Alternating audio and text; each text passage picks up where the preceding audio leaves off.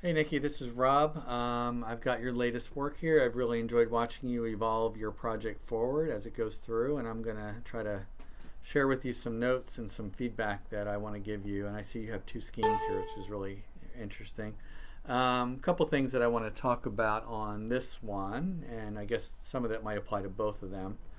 Let me get my pen going here, and I think I can probably use black. So I don't know if you were in or out of the meetings or hadn't heard those meetings, but you have too many cars. So you only need 18 cars. You have lots of cars here. So think about trying to take some of those out. I might go to a deal where it kind of works a little bit like that, maybe. Maybe they come in and go back out a different way. And then, of course, you do have your bus drop off. So the other thing to do is leave that, have your buses along here, have your cars. Maybe you should keep it sort of the way you have it, so the cars are going in and out, and the buses need lots and lots of space to drop off. So, from a landscape point of view, you have an opportunity here to create a forecourt. So you don't want to get the buses too close to that, and you want to think about softscape versus hardscape and such. I can see you just circled it as you're working on it. What's nice is you have a second entry to the lobby. I mean, to the auditorium. So part of the idea might be to bring the lobby around like this so that the doors kind of go in multiple directions, and what ends up happening there is you have the famous cutoff. Now your bathrooms are all the way down here in this scheme, and I think they really need to move up into here, so you can just sort of cut the building off at some point, and maybe this pushes down a little bit. And I think that's kind of interesting. The other thing is you've got this great playground in here, but it's not easy to get to. So I would kind of, as I said, move these up and let this kind of go through. So as you come down this corridor, you see out to there, and if you're going to do some rainwater collection on either side, you may have that line up with a water element that might be there. So you kind of see that as you come across. That would be pretty good. Your lobby looks a little tight, actually, so I think, I mean, I kind of wanted you to push the building down that way, but that's going to be a little bit tough. And this stair is kind of interesting.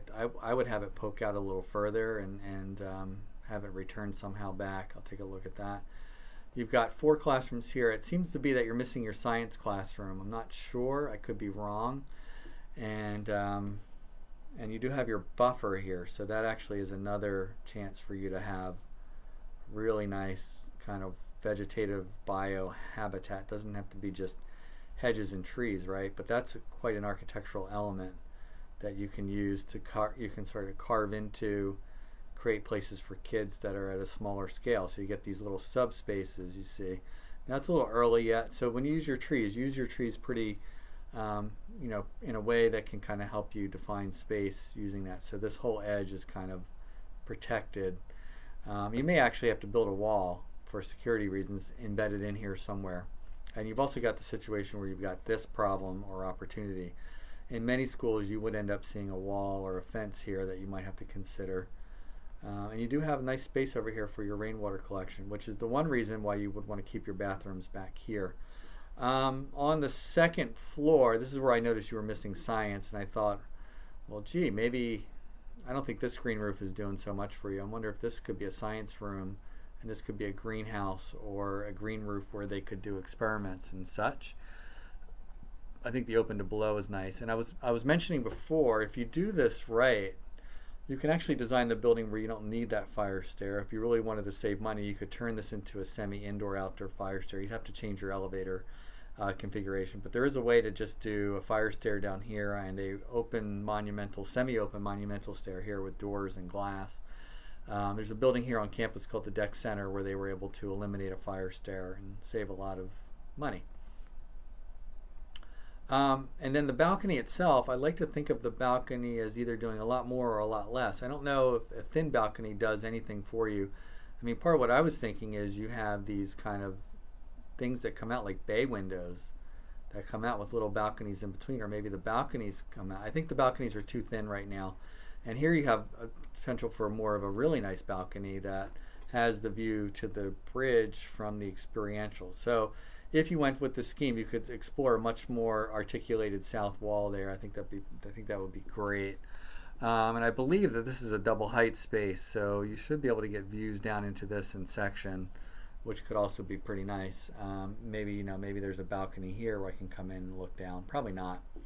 Um, and so that's pretty helpful. And you can still do green roof. Well, and then you're going to need all of your roof for solar if you guys are still doing LBC, or if you're doing LBC, you're also going to need, as we talked about before, places to grow food. So you have a problem in that you need solar and you need food. One option is to put a roof over the parking and make that all solar facing due south, to get some more energy in, so you can use some of your roof for food production. Pretty tricky situation. So I guess the reason I say that is if you have, for example, all of this is going to be solar. If you're going to try to get to net zero or net export, you might not do solar there, but you're going to need a lot of solar, and you wouldn't do farming there because of the shade. You know, maybe this is all becomes farming. I'm not sure. Especially if you can get some solar back here, might help a bit. I have a feeling this is not the scheme you're going to be pursuing in the long term. This one seems to have evolved and improved since the last time I saw it. I think this is a pretty reasonable parking situation here. You know, you could even make this island even thinner probably. And sometimes, you know, you can do the parking so that all the rainwater goes into here, and that can be then brought down this way into the pond, you see. And then I guess this pond is going to feed these bathrooms, I have a feeling. But certainly the opportunity to collect rainwater from a systems point of view and bring that down through this could be pretty interesting and pretty nice. Obviously, you don't want it to interrupt one of the big open playing fields, so you know, it has to be pretty wide berth there. And actually, if you're going to be doing LBC, we need to talk about this. You're going to need to do a living machine to purify the water on site, which we'll have to talk about. A couple other things that I saw here. I think this corridor is a little too ungracious and needs to be widened there. You've got a lot of activity around in here.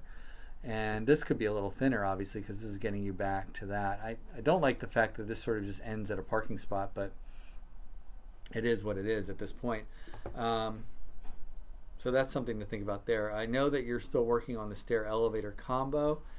I still think the building has got to give a little bit more generous corner opportunity for people to get in and out of the building. If the drop off is like that, you could actually do something where there's a covering, and you could do something where there is a covering, right? This is covered, and the doors are actually right here, so you come in that way and then come in to the building, and you probably need more doors. You want to make it pretty gracious. So whatever case you do, and then you could still have doors here on the corner, but that corner is really tight, and you're going to want to take a look at that, unfortunately. Sorry about that. And I'm glad that this is still here as an opening. I think that makes a lot of sense. The bathrooms seem to be in a good location. Electrical, you might have to flip though, because the electrical wants to be behind the elevator typically. In your admin space, I would flip this back to here and make this the reception. So the admin would sort of be shaped like that. And this would be a big open counter that you could use to kind of see everything around. So I think you've got a lot of stuff in good position. And the cafeteria, even though you're just working diagrammatically, that's too small a door, by the way. You can do little symbols like this if you don't feel like actually putting it in, so you get the sense that the view is going through. However, this west light is a real, from a systems performative point of view, typically we might do something like this on the west wall. So the west light will hit this solid piece, and this will be glass here, and come into the building like that. So you don't get your west wall baking in the sun right here. This works very well as a solid west wall. And also, you know, your breezes from a systems point of view are coming in like this. And let me try to, for drama, let me see if I can do a little bit of a breeze kind of thing coming in here. I think it's too hard to do this. So the breezes are coming from oh, well. The breezes are coming this way and can come through the gym and section, but you're not going to get breezes coming through here. That's just not going to happen. So this guy that you have here seems to not make sense to me. Glad to see the buffering and the berm here. Try to think about this more organically and more as a habitat as opposed to just a buffer zone. And you definitely want to bring that around the side here as you want to green up the campus here. So that's pretty cool. Now on the second floor, I love your sketches, by the way. I think the angle here is pretty extreme, and I know why you have that angle based on the optimum angle for solar. From an experiential point of view, it's probably less. Well, there's the drawings again. Okay. So that was the first floor. We talked about that. You got 1, 2, 3, 4. You have 5 classrooms here. You have 7 classrooms, so that's good. In terms of looking at things up here, what I was kind of starting to think about was you've got these elements that might be having a trellis across here. These might architecturally begin to express themselves as a larger structural or rhythm space from an experiential point of view. And I would get this lined up with this corner. So you see, you start to move through these. I would line this one up with that, and then I would move this down a little bit. And of course, the idea of a trellis and a railing would be sort of a nice delineation along the edge. This probably move down a little bit from a proportion standpoint. And then this one is this one, so I don't know how that works. That's not so good. And these then can become elements that are like these, maybe. I'm not sure. Maybe they curve.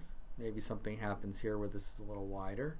So you start to get a little bit of architecture in here to break up the forms. Your building is, from a cost point of view, is pretty effective, pretty efficient. So, and you got a bridge here, which is kind of nice. Which goes back to, right, so this is outdoor. This bridge could be really pretty spectacular. That threshold that defines those two ends. Still not liking the stair at the end like that. I know I skipped that on the first floor. I wish you could push everything down so the stair was sort of here and then these were down like this so that my view goes straight out into the pool, which is over here, which would be great. And I really think you ought to try to find a way to wrap this lounge sitting area around somehow, or maybe the stair turns like that so you can get a view out to the bridge. I'm always thinking about the experiential and the sustainable simultaneously. But you've really got a nice green roof. If you're going to do LBC, you've got plenty of room now to get all of your food located on the roof, and you definitely want to schedule a time to meet with Shannon to talk about LBC. And again, you're going to want to work on that as you move forward, but we already talked about that. Yeah, so where's your science classroom? This is kind of surprising. So maybe science wants to go here, and maybe you walk outside to get to science. I think that might be appropriate. And there's these big double doors that open up to this garden up here on the roof, and all kinds of wonderful things can happen. From a three-dimensional point of view, this got a lot steeper than it was before, so it actually looks a little less pleasing. And I think this might actually be not enclosed. Maybe it is just an open bridge with a railing, and maybe this is open so the breezes can come through and then get out through here. I was surprised to see that this ceiling height and this ceiling height were the same. I think this could go a little lower, this could go a little higher. I like the fact that this could go even a little higher or a little lower. This could definitely go lower as a form. So I think this actually is less pleasing from an experiential point of view than your previous one. As you get more and more into the reality of the building, of course you haven't put in all the cool stuff up here yet, so maybe this should stay relatively low. But I'm looking forward to seeing how this starts to express itself on the outside of the building. And same thing here. So be careful here. Don't make this a big glass box because you'll be air conditioning it all the time. And that's good. I hope that's good feedback. I'm hoping to meet with the rest of your group and figure out what our next steps will be, but I think you should be pretty pleased. You've really applied yourself in the last couple weeks. And I think you have a lot of good architectural skills, and looking forward to the day that you get into an office and you start really doing what you love to do.